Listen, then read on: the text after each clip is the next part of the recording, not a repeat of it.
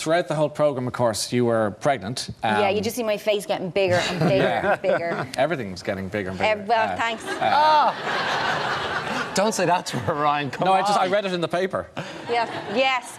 Well, funny you should say that, because there was a heading that I had a massive bump in caps. Yeah. Like, just to make it really clear that I was pregnant, I had a massive bump, and I think I was waddling around Grafton Street or something. There it is. Pregnant woman waddle shock. That was filming. So you had a baby, a girl called Florence, which is a beautiful name. When? Thanks. About 5 weeks ago. Good Lord, congratulations. She is gorgeous.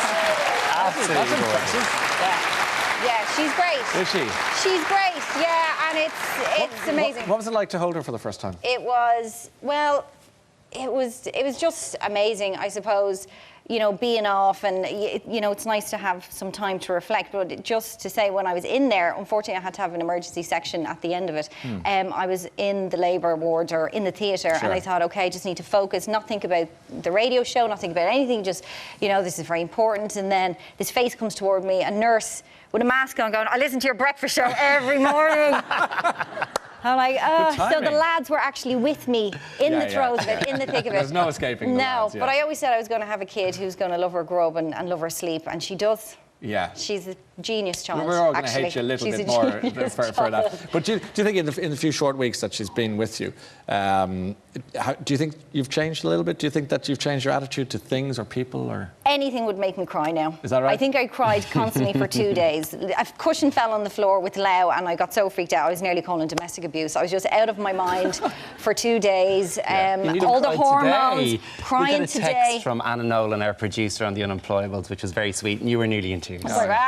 So you're on the cusp, because the day you take the baby home is always an extraordinary day, isn't it? Because it's just, what? This is mine now? It's to keep forever? The pregnancy was fine, and the labour and all that was fine, and even, you know, having to have the operation was fine. Yeah. But the scariest moment was leaving the hospital. Why? Because there's noise, and there's people, and there's cars, and you have this little thing. And we left Holles Street. All the nurses were fantastic. And we left Holles Street, and the sun was shining, and then it started to rain. And things like men unloading vans and pedestrians just mind-boggled me. Like, I didn't know how to deal with them. You mean the real world? The real world just it's frightened challenging when you're a mum. Right out of me. And my husband went from not letting me get out of the bed to going, go, run across the road without a pedestrian light with my newborn child.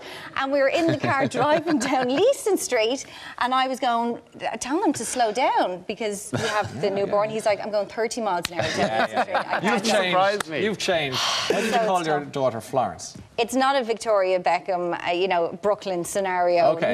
No, we just love the name, and we travel a lot in Italy, and we got engaged there. So it was either that or Baldoyle, as Bernard O'Shea said.